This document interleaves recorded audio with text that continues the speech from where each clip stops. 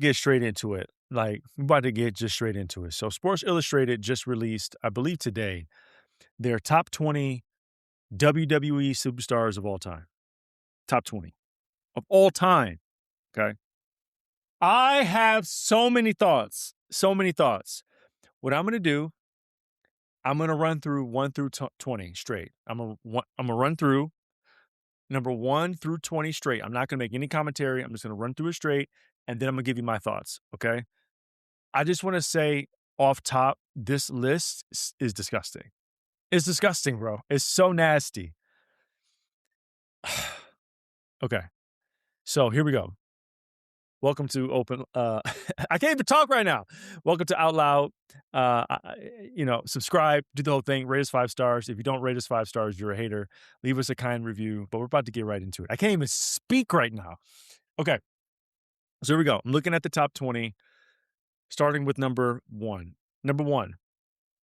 The number 1 and number 2 are the most obvious.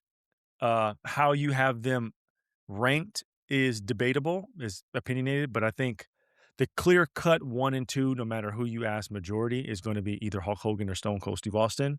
Sports Illustrated has Stone Cold number 1, Hogan 2, Rock 3, Cena 4, Reigns 5, Taker 6, Triple H 7, Shawn Michaels 8, Bret Hart 9, Bruno Sammartino 10, Savage 11, Angle 12, Piper 13, Edge 14, Orton 15, Andre the Giant 16, CM Punk 17, Jericho's 18, Mick Foley is 19, and rounding out the top 20 is Brock.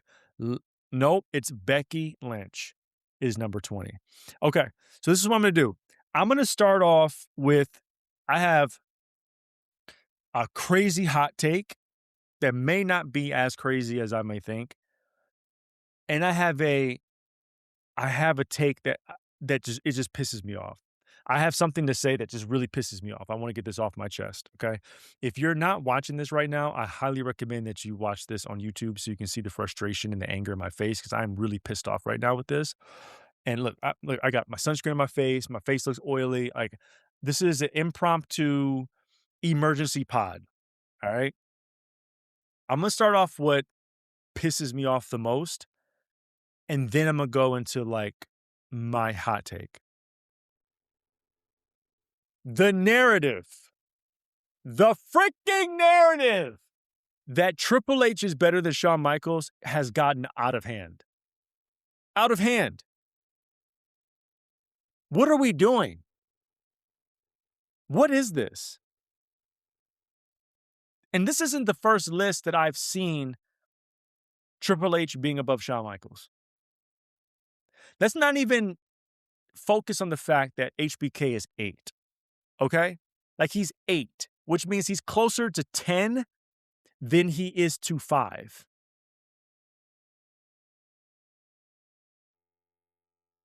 Let's just not even talk about that.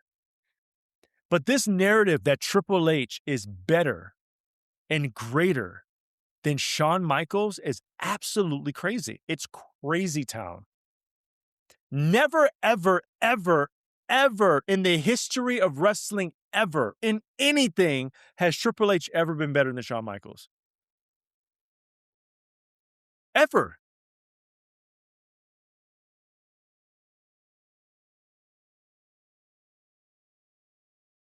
Shawn Michaels' career, if he never did DX, never,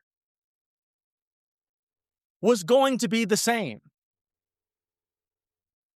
Whether he was a heel in DX, or he was a heel on his own, or he started a whole new faction, or it was still DX and it wasn't Triple H,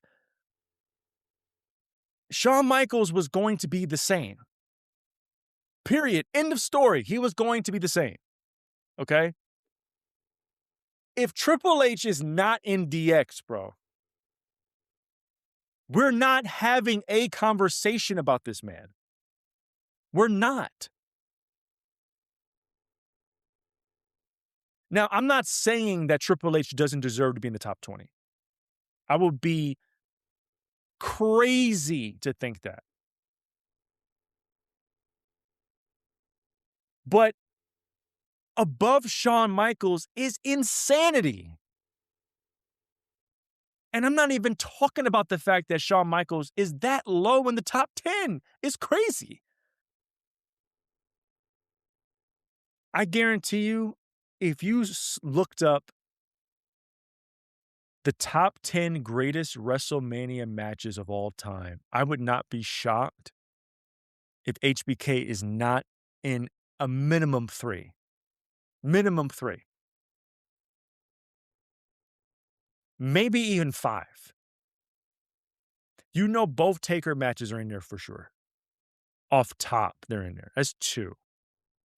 You could argue that the match with Angle should be in there. You could argue that the match with Ric Flair should be in there. You could argue that the match with Bret Hart at WrestleMania 12 should be in there. Bottom line, the match with Jericho at 19 should be in there. He's in at least 3 of the 10. Out of 42 freaking WrestleManias, and you take the best 10 matches out of hundreds, he's in at least 3 of those 10. I don't know if Triple H is in one of those. The only match that I could see him being in is the match with Taker when Shawn was the referee. But never, like, this is crazy. Like, never, am I overreacting? Like, never in the history of wrestling ever has Triple H been better at anything that Shawn has done ever. Ever. Shawn was the man in the tag team division. Like, the Rockers were so important in the tag team division, and they never won the tag team titles, bro. His heel turn is one of the greatest turns of all time because the Rockers were so mage. His heel turn was so important and so impactful and so iconic because the Rockers were so iconic and they never held the straps. That's because of him. Shawn Michaels made the Intercontinental title must-see TV. Must-see.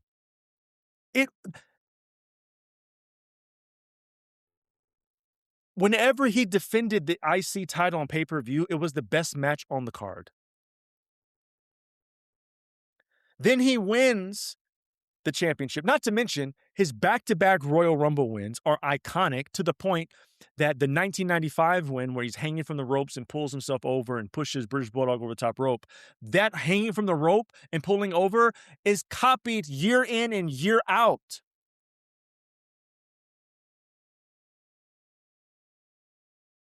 He was the first heavyweight champion that wasn't a body guy that had a successful, popular run. Bret Hart had his in 1992, but no one remembers his 92 run like that. But the 96 HBK run? Come on, bro. The Iron Man match at WrestleMania 12? Come on, man.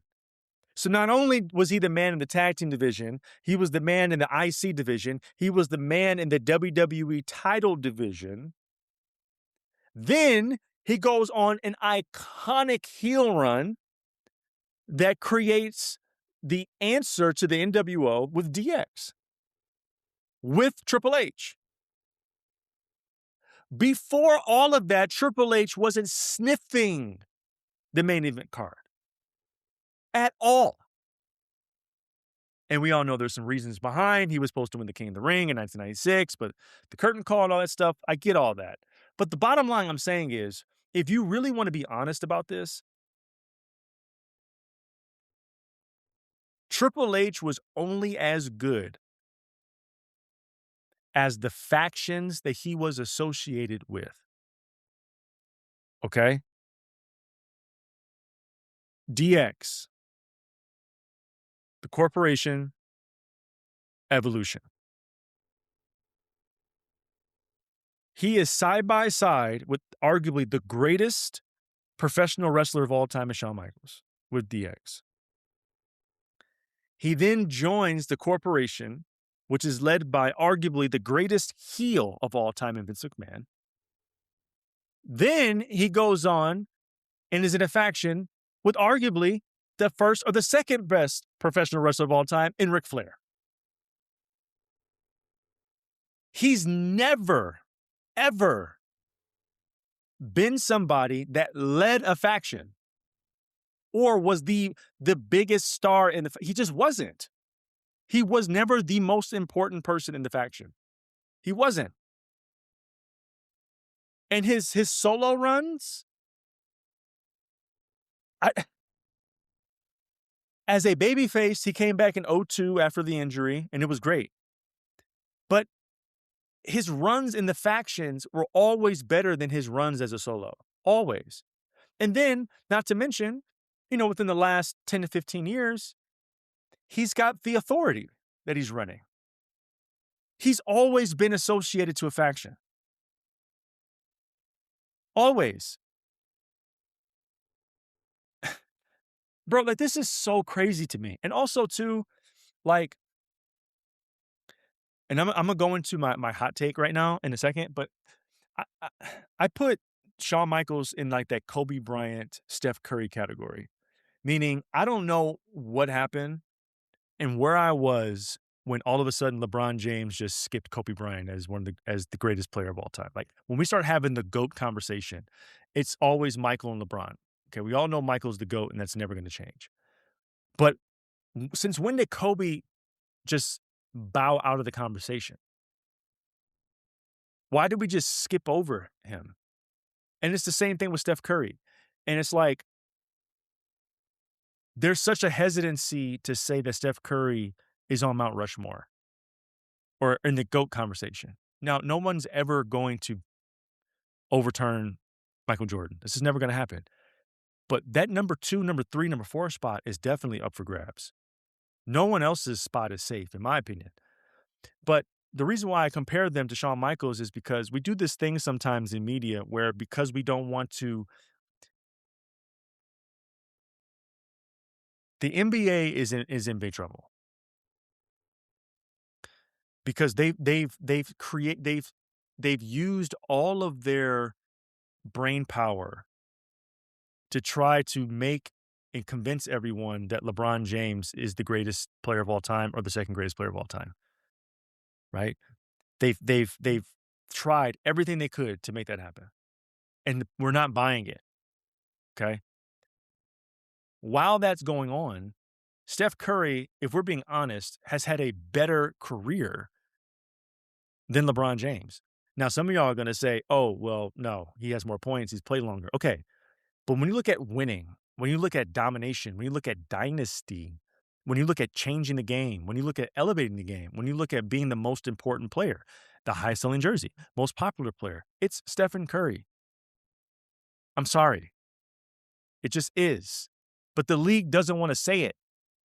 Because if they say it, it's going to hurt the narrative that LeBron is not better than Mike or not next to Mike. They're not going to say it because they can't contradict themselves. They won't do it.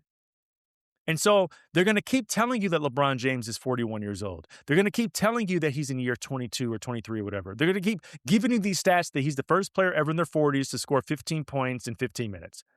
They're going to keep giving you these stats because they have to double down on the fact they spent all this energy trying to prove that the league has been in good hands since Jordan retired, and it's not true. It's not. The most views of the finals was when the Warriors were winning, not when LeBron was in the finals. Yeah, LeBron played Steph, right? But all those other times that LeBron was in the finals in Miami and in Cleveland, it failed in comparison to when Steph was in the championship. That's just facts. Now, why am I bringing this up with Shawn Michaels? Is because they won't say that Steph Curry is the best player of his generation. Because they won't say he's on Mount Rushmore, they have to say he's the greatest shooter God ever created. He's the greatest shooter of all time, which has become almost disrespectful at this point because it's clearly he's the greatest shooter of all time, but he's much bigger than that. You got to start putting him in that greatest of all time conversation, bro. You have to. You have to start saying that he's better than Magic Johnson because he is. Some of the reasons why you say LeBron is better than Michael is because of longevity. Steph has played longer than Magic. He's changed the game more than Magic. Steph Curry is the only unanimous MVP in history. That includes Michael Jordan. So it's the same thing with Shawn Michaels when we don't want to say that he's the greatest ever, right? Because he's not a body guy. And for whatever reasons you want to say, so we say he's the greatest worker of all time. But see, when we start saying stuff like that, we get dumbass lists like this, where Shawn Michaels is number 8 and Triple H is number 7. That's what happens when narratives run the industry. And that leads me to my hottest take. Roman Reigns is not top 5, bro. We got to stop this. I acknowledge my tribal chief. I acknowledge that the Bloodline storyline has been the best storyline in a quarter of a century. I'm with you with that. But if you're going to be on Mount Rushmore or in the top 5, damn near, I would say just the top 10, period. You cannot be just average on the mic. You can't. You can't. When I look at this list and I picture Roman Reigns in the ring with these guys, and it's just Roman. There's no Paul Heyman. There's no Bloodline. There's no aura. There's no Olafala. There's no title. It's just Roman Reigns and these individuals in the ring on the mic. Austin is going to eat him up. Hogan would eat him up. Rock would eat him up. Cena already ate him up, would do it again. Taker, eat him up. Triple H would do it. Shawn would do it. Bret, heel Bret, maybe. Savage, eat him up. Like, and we've already seen CM Punk do that. But if you're going to be in the top 5, you have to be elite at everything. Now, some of you are going to say, well, Hogan wasn't a good worker. Hogan's work rate was in alignment with his character. He didn't need to do all the stuff that all these other guys did. That wasn't his character. But the work that he did within the framework of his character was elite. He made you believe, right? And to be honest, I get Austin being number 1. I am not saying he shouldn't be. But if we're being honest, the only person on this list that was the number 1 babyface in all of professional wrestling and the number 1 heel in all professional wrestling is Hulk Hogan. And the only person to be the most important person in one company and the most important person in another company is Hulk Hogan. The only person to change the industry as a babyface and to change the industry as a heel is Hulk Hogan. Now, you can say whatever you want about his personal life. I'm talking about Hulk Hogan. I'm not talking about Terry. But if we're going to call a spade, the only person on this list that changed the industry as a top babyface and a top heel is Hogan. By the way, being 2 completely different characters. When you look at Stone Cold Steve Austin as a heel, his heel and his babyface are the same person. Music was the same, outfit was the same, entrance was the same, moveset was the same. It's the same. The Rock as a heel is the exact same person as The Rock as a babyface. Music was the same, gear was the same, entrance was the same. Cena as a babyface and a heel, exact same person. Hogan literally had to change everything about his character. He got rid of the red and yellow. He got different music. He spray painted his beard. His movesets changed a little. He had to completely rebrand himself. He went from being the American hero to Hollywood Hogan. Name another person on this list that changed the industry and lifted a company to new heights as a heel. Now, some of you are going to say Roman Reigns. Not knocking that, but let's keep it a buck, okay? Roman Reigns as a babyface did not do that. Roman Reigns in the Bloodline. Was he doing the majority of his promos? No. He has the greatest talker in all pro wrestling doing that in Paul Heyman. I've always said, I love Roman Reigns. The dude can work his ass off. He can sell with the best of them. When he gets in the ring, it's money. When he comes out into the ramp, it's money. But when it's time to sell a match, when it's time to talk, when it's time to have conviction, he doesn't do that. And I'm gonna tell you something that happened that really solidified this to me.